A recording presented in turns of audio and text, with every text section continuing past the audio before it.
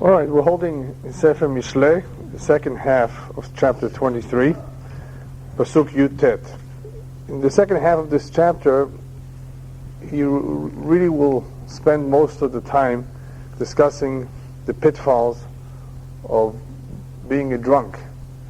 Nevertheless, there are some additional ideas, and even though he talks about being drunk, the real mashal, or the real message behind what he's saying is that there are quite a few ta'avot out there, desires that people have, tendencies, inclinations, and their common denominator is that they mislead a person into thinking that these ideas or that these habits are important, and the person can be sold to it.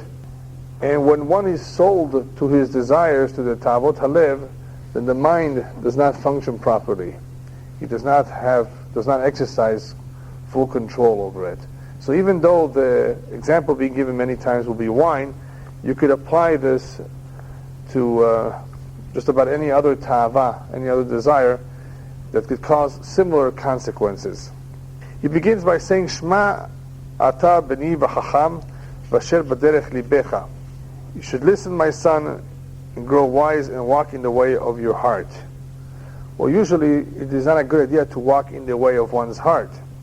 So what is he saying here is that if you become a chacham, if you have studied Torah and you have filled your mind with chokhmah, then you will be able to walk in the ways of your heart, because your heart will not mislead you. In other words, you will have enough chokhmah that what will be guiding you all along is really your chokhmah, your sechel, and not your heart. So even your heart may desire something, it will not really be something which is not good for you, because the chokhmah is in charge, the chokhmah is in control, and therefore you have nothing to fear. So he advises us to become chachamim, to become knowledgeable in the Torah, so the Torah will guide us in life, and the Torah will guide us in making our decisions. Al tehi besovei yain. After he gave us this introduction of how important it is to know or to possess the chokhmah, which we have discussed in the past many, many times, now he tells us, gives us an example of an individual who's not a very big chacham at all. He's the one that gets drunk, and he advises us as follows: Al tehi besovei yain bezolelei basar lamo.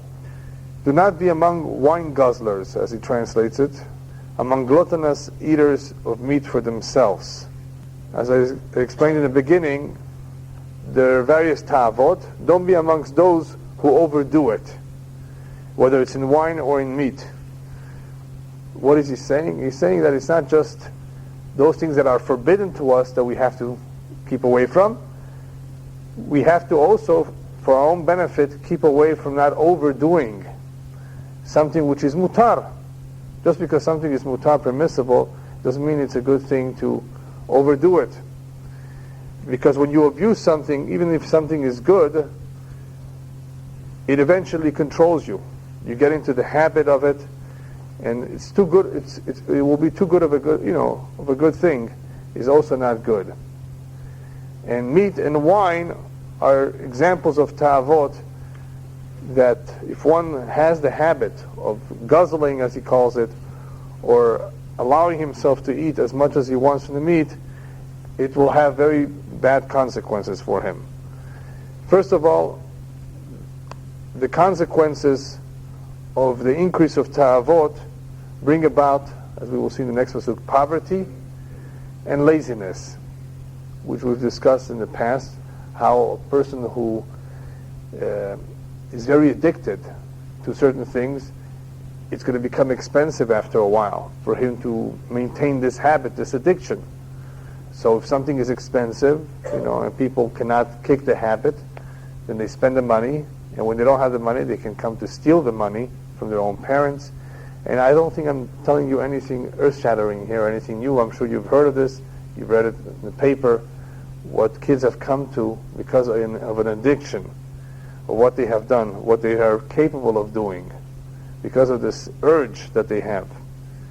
And that's what he says over here will happen כי צובא וזולל יברש וקרעים תלביש נומה.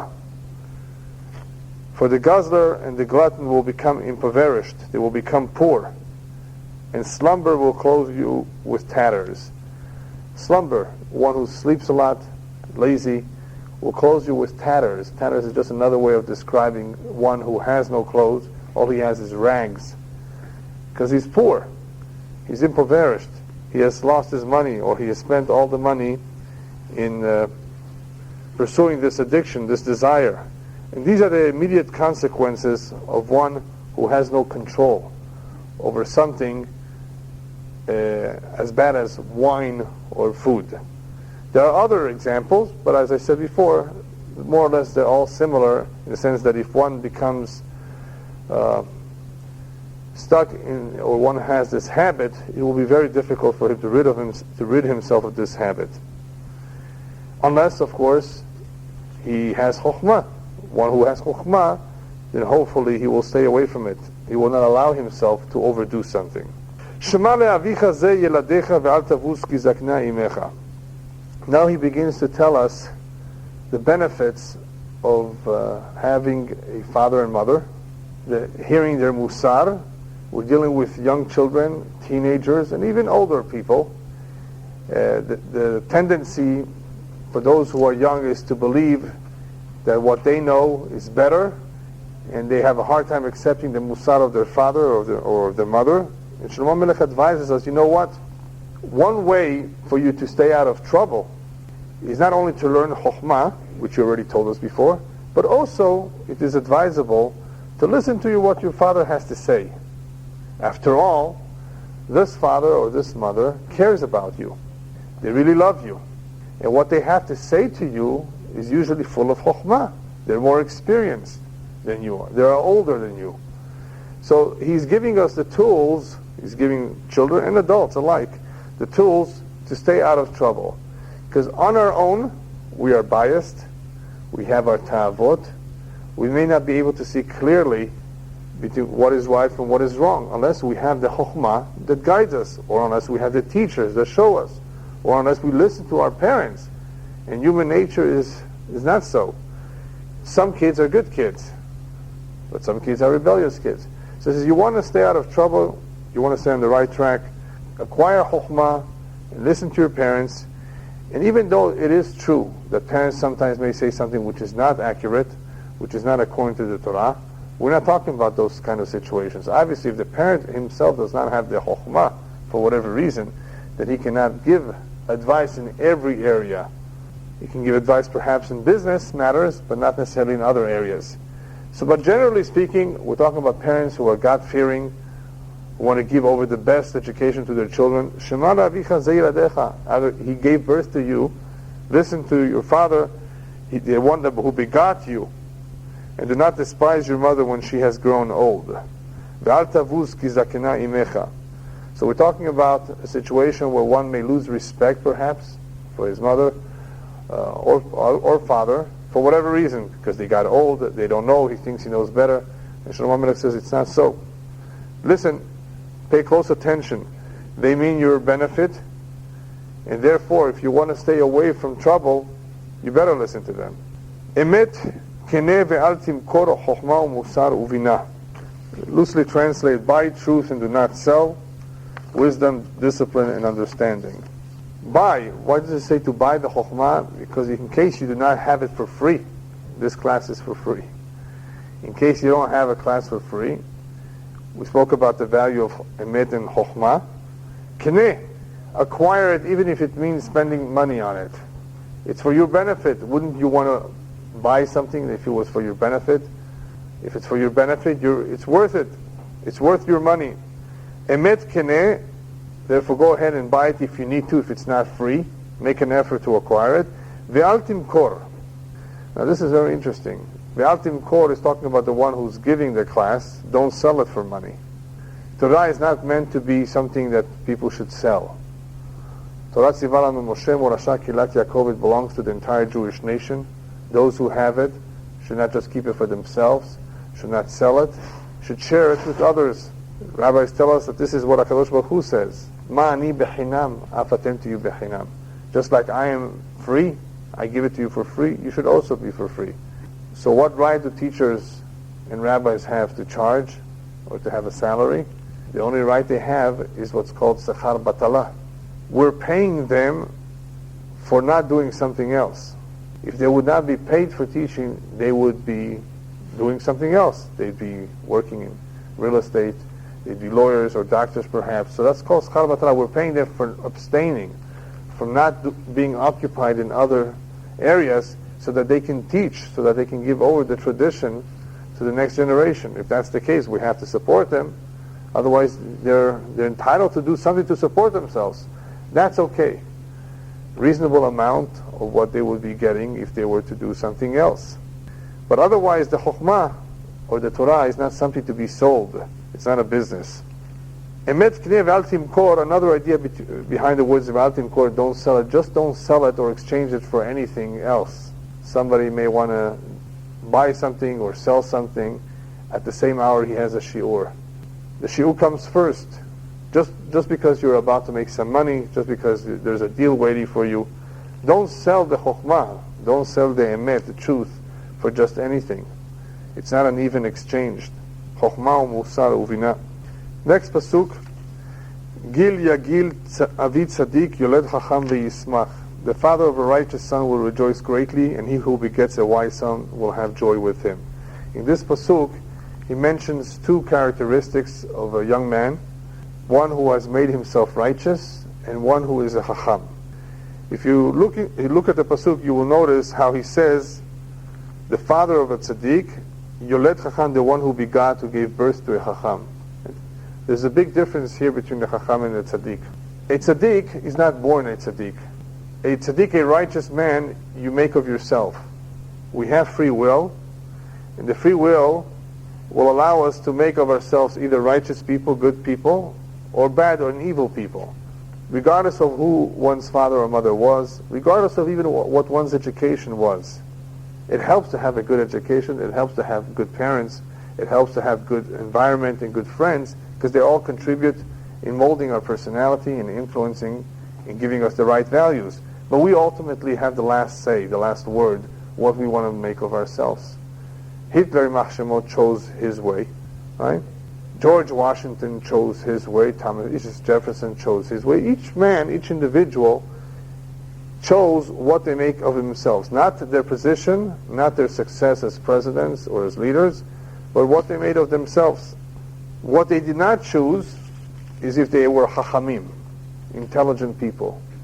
A chacham or a tipesh, a fool, is determined by one's mazal. And that's very interesting to some people. Yes, believe it or not, you have, as parents or as individuals, you have no say as to what kind of an IQ you're going to have. That has been determined by the mazal one is born into. As the rabbis tell us in the Gemara, Tipa zu matehe alea, when the angel asks Hashem, what will be on this drop? What will be about this neshama? What kind of a destiny will he have? Will he be smart or a fool? That is one of the questions. Tzaddik or Rasha, they do not ask, because otherwise we're robots, and we're not robots. In other words, the free will determine, how we exercise our free will determine whether we're tzaddikim or rashaim. That is how one is judged. They will not judge you for how smart you were. How much knowledge you acquired, of course, is helpful, because that will enable you to have a better life, perhaps, an easier life. You will have better guidance. But how much of a chacham an individual really is, other than acquiring the knowledge, which is just knowledge, it's not intelligence.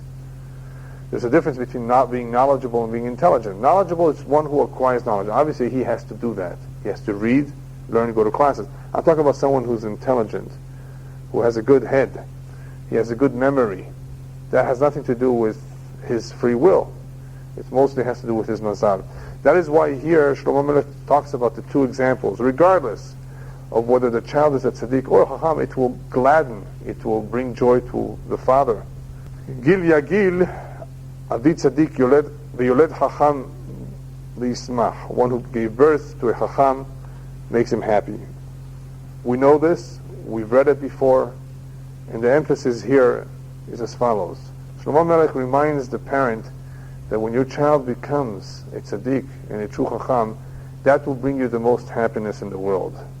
If your child gets a PhD, makes $1 million a year, that may make the parents somewhat happy too, that they see that their son is a success. Some parents are very happy if their son has gotten an Oscar. And you know what? I don't even know what an Oscar is, but I hear it all these days right now. So that's why, I know it has something to do with the movies. And it has something to do with being a good actor, I think. Or if the movie is a success. To me, it's all shtuyot, nonsense. But nevertheless, it makes some people happy. Makes those who got the Oscar and the parents happy. But does that happiness last forever? No. Once the parent passes away from this world, does he care about these things? Obviously not. They're meaningless. Shlomo Melech reminds us that even after they depart from this world, the parents are very, very happy and have a tremendous source of nachat, of satisfaction, to see a child who's going b'derech HaTorah, in the ways of the Torah, if he's a tzaddik. Why? Because the child is a continuation, he's an extension of a parent. He is the only representative left in this world after the parent departs. And therefore the parents have certain responsibilities upstairs. The parents are sad if the child is not doing the right thing. It pains them.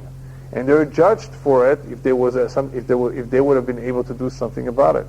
You could have done something about it. So they're therefore definitely very concerned. Imagine a child not saying Kaddish for his parent. It makes no difference whether he knows or he does not know. We're not talking about if somebody is guilty of an offense or not. The fact is, if the Kaddish is not being said for the neshama upstairs, the neshama is really losing out. So it makes a big difference when a son is a tzaddik and chacham. It brings tremendous simcha to a father, to a mother too. And this is the ultimate simcha, much more than the joy one may have if the son makes money or has great honors. And as he continues on to the next pasuk, Yismach avicha v'imecha v'togel yolatecha.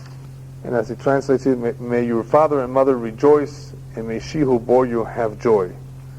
Similar idea, that this is what really brings happiness to both parents. Parents may have certain concerns about sending their son to yeshiva, and many parents, of course, were very upset when they found out that their child is going to yeshiva. If they only knew what this would do for them. As a story that I told you last week, whoever was here last week, with Hurkenos and his son Rabbi Eliezer. Rabbi Eliezer did not want to join his brothers in working and tilling the fields. And they were very upset at him, the brothers. And the father, they wanted to excommunicate him from the inheritance, that he should have none of the money that their father had, and he was a very, very wealthy man.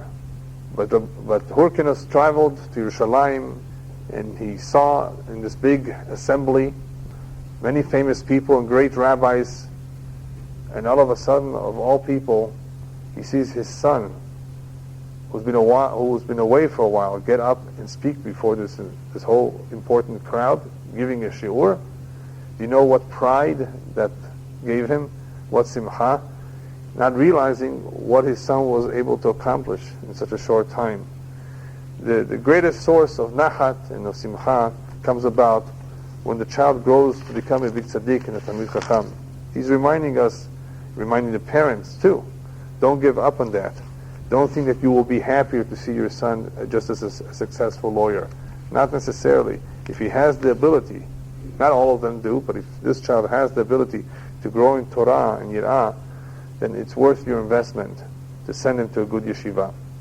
This will bring you the greatest happiness of all. In talking about Chacham, even though he's extolled Chokhmah very, very much, here he associates Chokhmah with Tzaddik for another important reason. There's no such a thing as Chokhmah having any value without the child being a righteous person too. A person may become very knowledgeable, but if he's not righteous, if he's not a good-mannered person, what is this all Chokhmah all about? It's like he says elsewhere, Nezem Zahav Be'af Chazir. It's like having a golden ring in the snout of a pig, right? The Nezem Zahav, the golden ring, is beautiful, it's precious, but where is it? It's in the nose of a pig. If the guy is not a mensch, like we say in Yiddish, then what good is it, all the Chokhmah that he has? So the true value of Chacham is if it's together with a tzaddik. True value of chokhmah is only when one practices what he preaches. So the chokhmah teaches us a lot of things. When one learns chokhmah, it teaches us a lot of things. But do you apply what you just learned? Just to know something has no value. To know it and to apply it, then it has value. So whenever he says chacham, we have to be sure we understand what he means. It's not just knowing the information, it is applying it.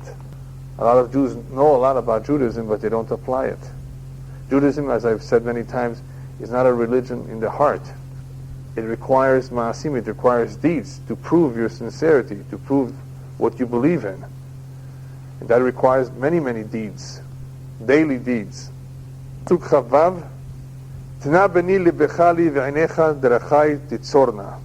My son, give me your heart and let your eyes keep my ways. After he told us about chokhmah and how he warned us about certain habits, now he's about to begin telling us the pitfalls and the dangers of some of the traps that are out there. And before he does that, he gives us a quick reminder. Pay close attention. Tina beni libecha li is another way of saying, pay close attention. Give me your heart to what I'm about to say. Pay close attention to it, because there are traps out there, and I want you to be able to recognize these traps and to avoid them. Because if you are not aware of them, you can easily fall into them. So again, he's reminding us that one who is not a chacham, one who has not learned Torah, may make a mistake in believing naively that something is okay at first, until it's too late. So that's why he says, pay close attention to what I'm about to tell you, and I'm going to give you some examples of some of those traps that are out there. He says one of the most dangerous traps, but perhaps before we get to what those traps are, he uses the word here, libecha ve'inecha. In other words, give me your heart and let your eyes keep my ways. The reason why he uses here the words heart and eyes is because of what the rabbis tell us. העיניים והלב הם שני סרסורי חטא שיש לו לאדם. Man always has two agents of sin with him. These are the two agents of sin, the eyes and the heart. It is because of them that one usually comes to sin. That is why in the Kriyat Shema you find lo taturu acharei levavchem ve'acharei einechem. Be careful not to go after what your eyes see and what your heart desires. That's why he's saying, pay close attention, but he's also putting an emphasis on the heart and the eyes, because these are two agents of sin that require extra hashgacha, extra supervision. They can cause one tremendous amount of trouble. And some of that trouble, perhaps one of the most serious sources of trouble, Pasuk Chav Zayin, Kishuha amuka zona uve'er tzara nochriya.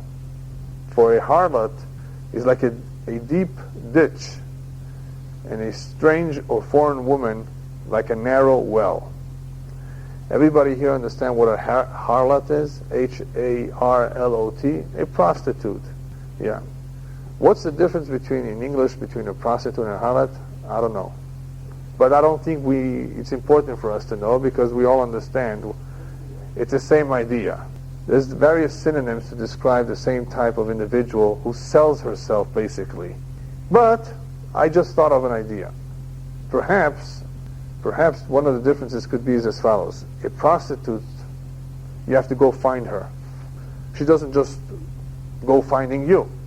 And a harlot is lower.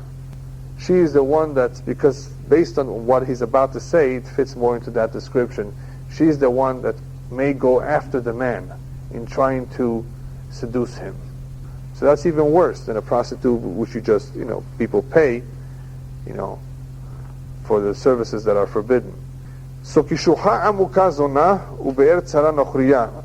As he translates it over here, the harlot is like a deep ditch, and a foreign woman, in reality, the foreign woman is not a good translation. He means a nochriya, he means a goya, a Gentile woman, is like a be'er tzara.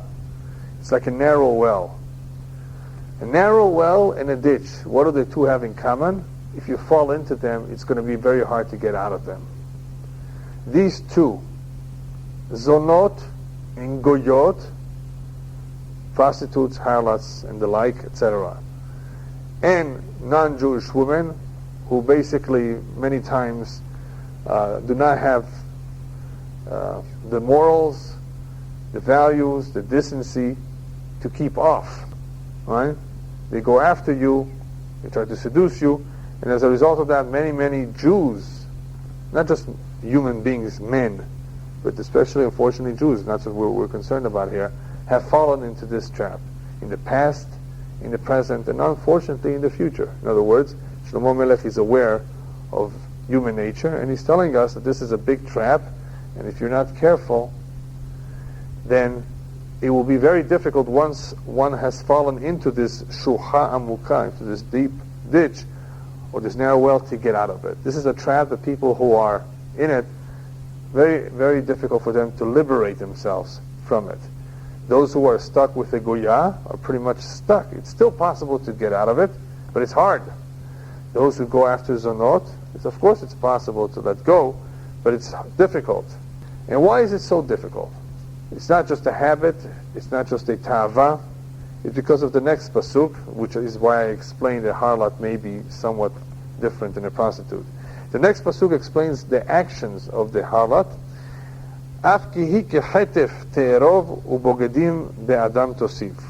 She too will suddenly lurk.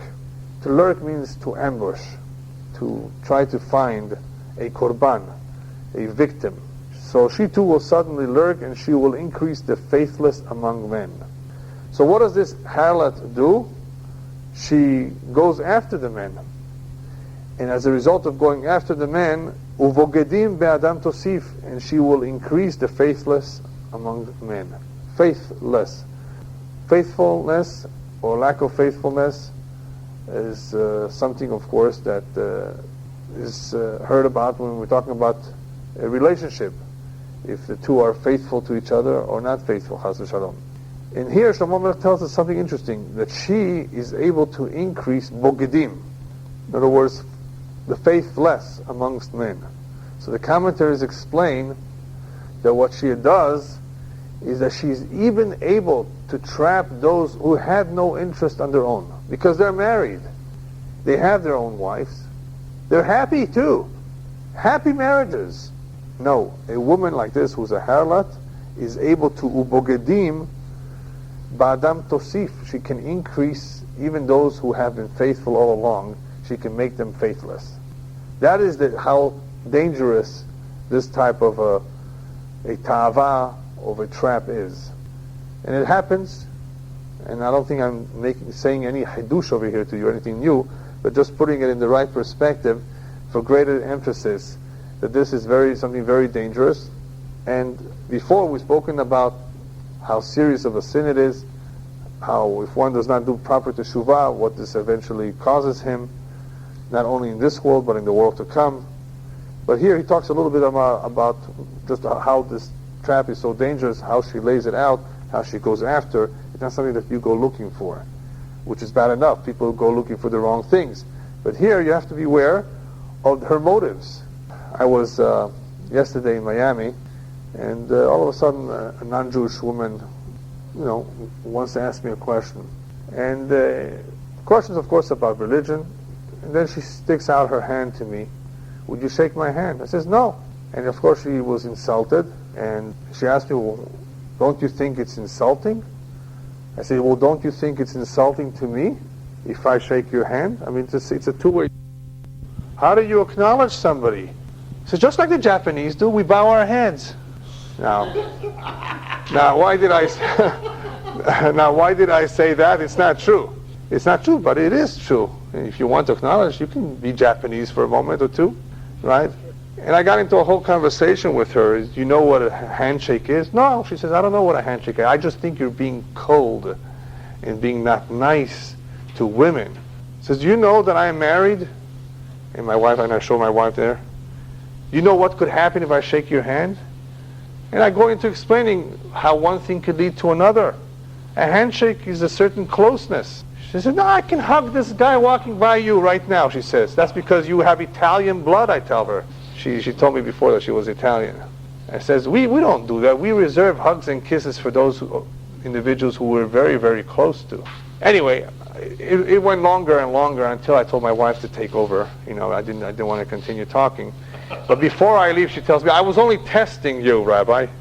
I was only testing you because I know all about you. I've worked in New York City with some Hasidic Jews. So I know that. I was just testing you. Could you still give me just a little pinky? I said, no, not even a pinky. So she was a little upset, but then she says, no, I was just testing you. She says, I still don't understand.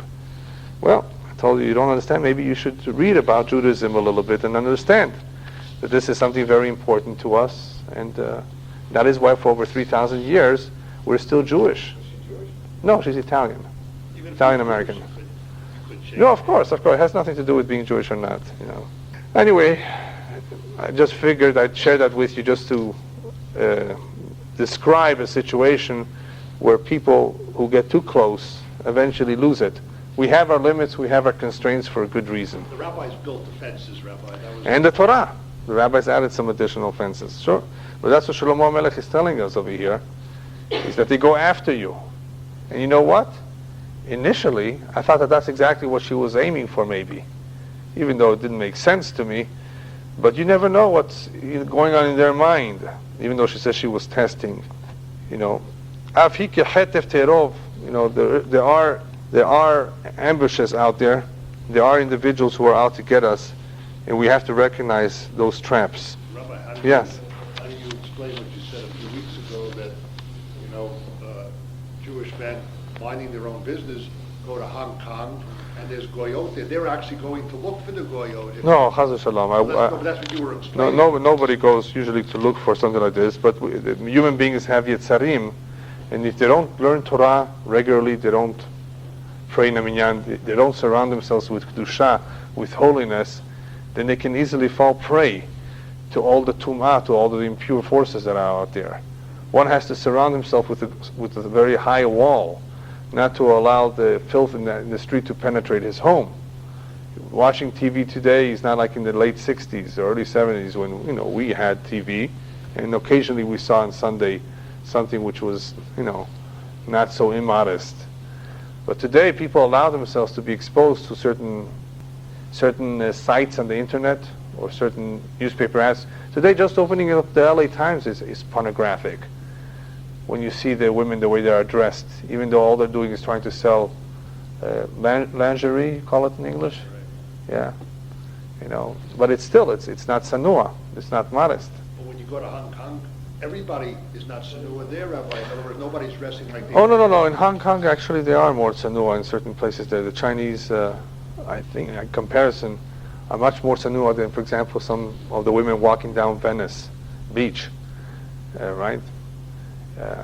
So it's, it's still, if somebody, of course, is by himself without his wife for a number of weeks, then even though the Chinese is only 4.5 feet tall, yeah, and over 250 pounds, the mind works in mysterious ways. They don't think too much about how attractive somebody is. The more so if that person is immodest and attractive and talks very nicely to the individual, then of course, you can fall. And that's what Shlomo Melech is telling us over here, is that there are individuals out there who will actually go looking for a victim. You have to recognize this trap. Rabbi, in the same context, the convention you went to with people perhaps who are into marriage, where a Jewish man is married to a Goya, right? The man was trapped by the Goya, Rabbi. To some extent, he was trapped. Once he got into it, he can't get out. Like Shlomo HaMelech says, he got involved, and it's very hard to extricate himself from the trap. So now they're trying to maybe negaya these women, but they're not. The men got involved with them, and they're trapped in this relationship. Maybe their kids involved. Yeah, it's a trap, and it doesn't always, it doesn't always end up that one converts. We're talking about the best situation where the least damage is done, and that is that a mixed marriage couple, after one who's doing teshuvah, has a hard time leaving their relationship, especially if they have kids and they've been married for 20 years, and all of a sudden, they do teshuvah. What now? You still have some who will break up the marriage. especially when the other side is unwilling to change. They want to continue to be Catholic. But you also have a situation where the other one is so close to their spouse that they're willing to listen. They're willing to make slow changes, but changes. So that's the question, whether and how much we should encourage them to stay in this relationship, assuming that they will become converts. Sincere converts, we're talking about doing all the mitzvot. No compromises in that. Nevertheless, in the majority of intermarriages, it's not a successful relationship to begin with. And the difficulty of leaving a goya is not just the relationship, it's that it can become very expensive, for him, with attorneys and with trouble, all sorts of trouble. It's not just getting out of it, it's how one gets out of it. Sure. So anyway, so Shlomo tells us here that ubogdim ba'adam tosif, that this harlot increases the faithless. In other words, she can cause individuals who were faithful to become not faithful. But the simple meaning of bogdim involves a certain treason, begida, against the Kadosh Baruch Hu. When one goes with a goya, as I've explained it in the lecture about why not marry a goya, that Malachi says that one who does so is committing an act of treason against his God by marrying the daughter of a strange or foreign God. But el nechar, ki bagda Yehuda, as the pasuk says, for Yehuda has betrayed the covenant that we made with Hashem. So by joining forces, which is what an intimate relationship it really is, two people join forces and they become one, it's an act of treason against Hashem, whether it's a marriage or just an intimate act of desecrating the Brit Milah and misusing it. Lemi oy, lemi avoy, lemi midyanim. Who cries woe, or alas, he translates it. Oy va'avoy is a term which is difficult to translate in English, but he says woe or alas. He who has quarrels, he who talks too much, who has wounds without cause, who has bloodshot eyes. That's the continuation of the pasuk. Lemi siach, lemi petzaim, hinam, lemi hachlilut einayim. That's the continuation. Now he's going back to the drunkard. To who is woe, to who is alas, in other words, who are the ones that cry out in the end? Those who are drunk. And the reason is because being drunk leads to fights, it leads to znut, prostitution, it leads to anger, it leads to lashon hara. Because a person who becomes drunk loses control of himself, and as a result of losing control, it leads him to all sorts of problems. And the commentaries divide up this pasuk in various parts, the various consequences that result from a person drinking too much. Lemi oy, oy is referring to the pain that one causes himself to his physical body. Avoy, the loss of money as a result of these habits. Lemi midanim or midyanim, to who are the fights that one will have with his spouse as a result of the drinking. So we're talking about his physical body suffering, his money suffering, his relationship, his marriage suffering. And lemi siach, we're talking about the reputation that he will have, the scandal that he will cause, what people will say about him. It's a siach, people will talk about him. And then there's the petzaim hinam, and the wounds that he has brought upon himself because of what? Lemi hachlilut einayim, to he who has drunk himself, in other words, who has become drunk. And even though he's asking these questions in this pasuk, the teshuvah, the answer to this is in the following pasuk. Lame'acharim al hayayin labaim lachkor mimsach. These are difficult words, but what he means is here, those who sit late over wine, those who come to search for mixed wine. Those that basically drink themselves I think the expression says drinking themselves to death. Those who overdrink themselves. Now what will happen? Why is drinking so harmful? Why does it cause all these troubles? So he explains like this. The reason why drinking brings or causes so much trouble is altere yain ki it adam ki iten bakos eino yithalech b'mesharim. Do not look at wine when it is red. When he puts his eye on the cup, it goes smoothly. Well, that's not exactly what the commentaries say. The commentaries explain this pasuk to mean as follows: that when one sees the wine, he sees the redness, he sees the mellowness, how sweet it is. And therefore, yitalech b'misharim, what this wine eventually causes him to do is that he thinks that he's always walking on a straight path, where in fact he's walking crooked.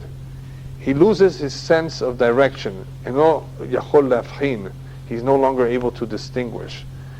In other words, the harmful effects of becoming high, becoming drunk, is that he thinks he's going the right way, where in fact we know not only the accidents that occur with drunken drivers, but of how they lose control of themselves at home and they hit others without even realizing what they're doing. They have a complete loss of their senses. Why don't they know that what they're doing is wrong and no good? I mean, after all, if you drink a cup of wine, nothing happens. And that's exactly it. He says, the reason why they don't know at first is because acharito kenachash yishach uchetzifoni yafrish. Ultimately, it will bite like a serpent and sting like a viper. Why? Because these stings of a serpent or a viper, at first you don't feel the pain. You get a sting, you get a bite, and before you know it, after a few minutes, now it really hurts. Now it starts to hurt. Then the venom spreads, and then it kills. And that's what happens exactly to a drunkard. He at first does not realize it, does not know it. This is a trap. It's a simple trap that one is setting himself by drinking. And unfortunately, people do not realize it. And after a while, even though they become sober again, they go back to it. Now let me ask you this question. A person who has become sober, doesn't he now realize what went through him? Why do people have a problem with alcoholism? Well, I've talked about this in the past. I saw Dr. Twersky write a whole article about people who have become alcoholics. What is that? Right.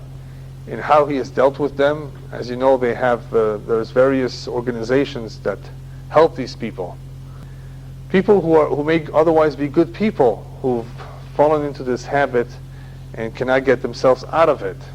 And he says that basically the way a psychologist understands it is, even though this man sees the harmful effects, he sees, doesn't necessarily agree with it, he sees the harmful effects, and he has repeated this time after time, he still cannot control it, he still does not really show an interest in ridding himself of this, even though it may be at the expense of his relationship, his marriage, his house, his work, what's going on? And he says it's called three things, three stages that they all go through. 1, denial. 2, rationalization. And 3, compulsion. In other words, these individuals have a problem with denial at first. They deny that a problem exists. When you prove it to them that there is a problem, your wife wants to divorce you. They rationalize. They begin to rationalize why it's not such a problem. You know, that they have the problem, that he doesn't have. Once you've already proved it to them, now they can deny it. So they begin to rationalize it. And of course, even though they've rationalized it, and they see the harmful effects, why can't they get out of it?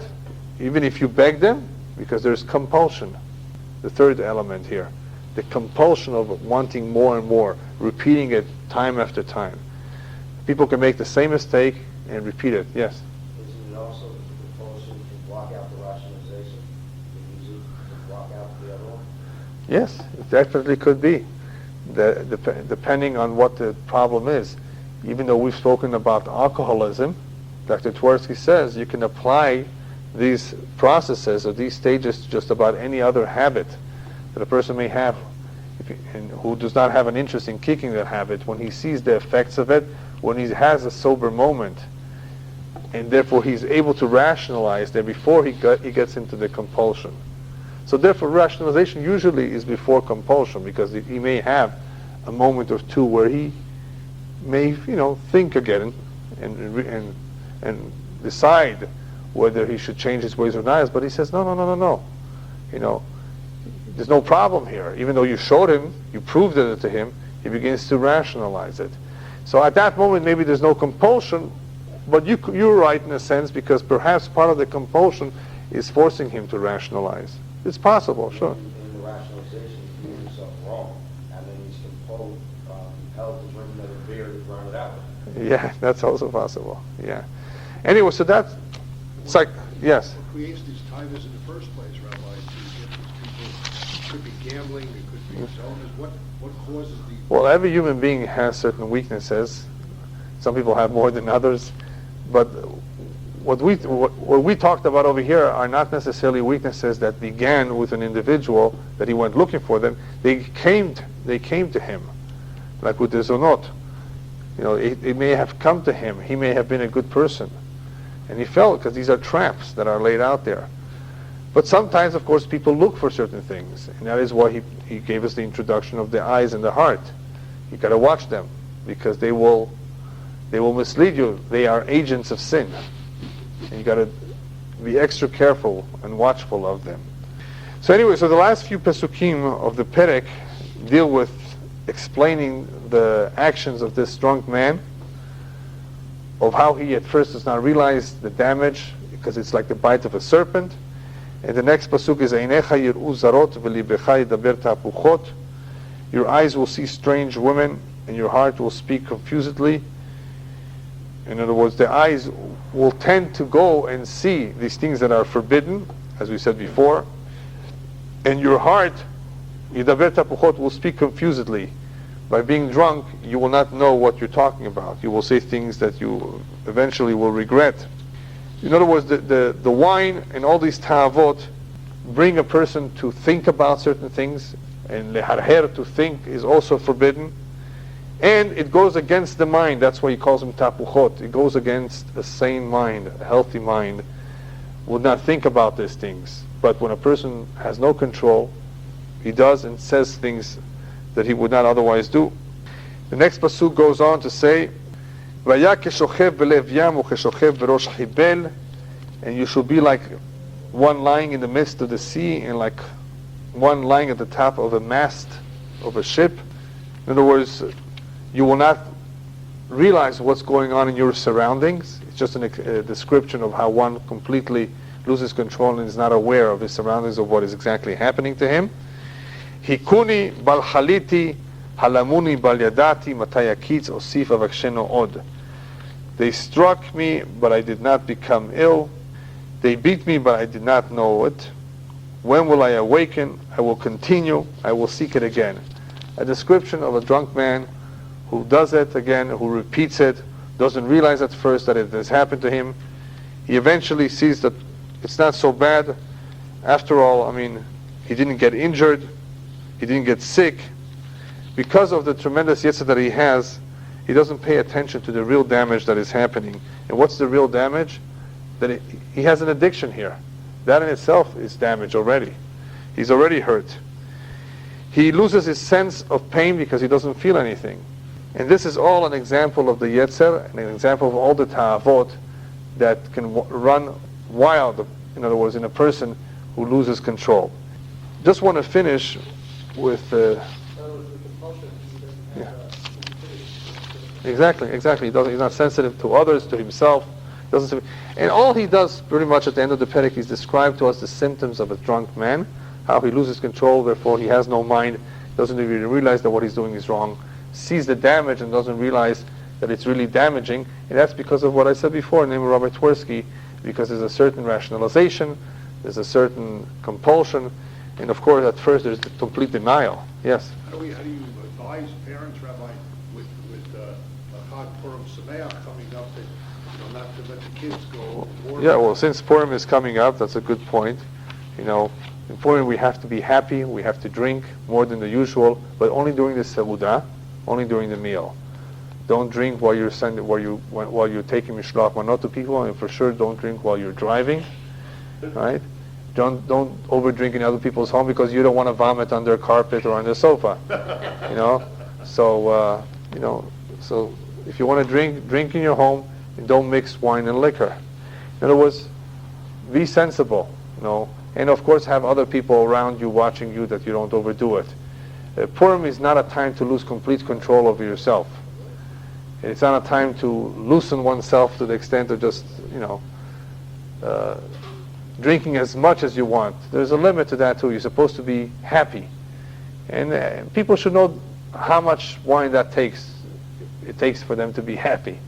to be very happy that you can fall asleep from drinking, but not that you lose complete control. It is a mitzvah to drink more than the usual, so that you should become a little higher than we usually are. And just be careful not to drive after that. Yeah. I just want to finish with a point. What Shlomo Melech is telling us, he's not just describing the symptoms of a drunk person, but he really is reminding us that these individuals, especially the drunk man, or the one who becomes a drug addict, not so much prostitution, even though that's a whole different problem. Why talk so much about a drunk? Why drunk? Why? I mean, was it such a big problem in his days? But perhaps what is happening with the drunk person, the reason why it's so dangerous and why it's so sad, is because really what this man is doing, why is he drinking? Why does the man take drugs? Anybody know? To escape from? From reality, exactly. Very simple. To escape from reality, to soothe one's pain, in thinking that that is a solution. It's an escape. There is no such thing as an escape. Chas v'shalom, suicide is not an escape. Drugs is not an escape. No, gambling is a whole different deal. It is just a momentary illusion, that there are no worries and there is no pain, and therefore he feels good momentarily. So the drunk man does continue to do what he's doing, does repeat, does have compulsion, partly not because it's just addicted, partly because he has seen some benefit from what he has done. Despite all the damage, he has seen some benefit. And what was that benefit? The benefit that he has escaped for an hour, for a half an hour, for a day, for whatever, his problems. But guess what? The next day he still has it. It's the same. So obviously what is happening to this man, he's not using his head. He's not using his cup. And the reason why he's not using his cup, his head, because there's no chokhmah there. So it's empty. If it's empty, a person cannot live in a vacuum. Then he will automatically follow what his heart desires. When a person has learned chokhmah and he makes a decision to apply that chokhmah, then hopefully the chokhmah will be the captain of the ship and not the heart. Chokhmah is, yeah. comes from koach, mempe. Yeah. Moach, the brain. Adam, yeah. Rabbi, Yeah. But how come, Rabbi, we heard the rabbis use the expression, Yeah. shikar is a goy. Jewish men... Right, Jewish men usually don't drink. Right, so Right. why That is why I've said before that a lot of what he's saying can be applied to just about any ta'ava, as far as at least the compulsion is concerned. That becomes addictive, and then some of them it becomes very difficult to get out of. So if one prepares himself with chokhmah, then hopefully he will be able to become aware of those pitfalls, of those dangers that lie out there, and stay away from them. Bezat Hashem. Chag Purim Sameach to all of you, and don't overdo it. Just be happy and enjoy Purim.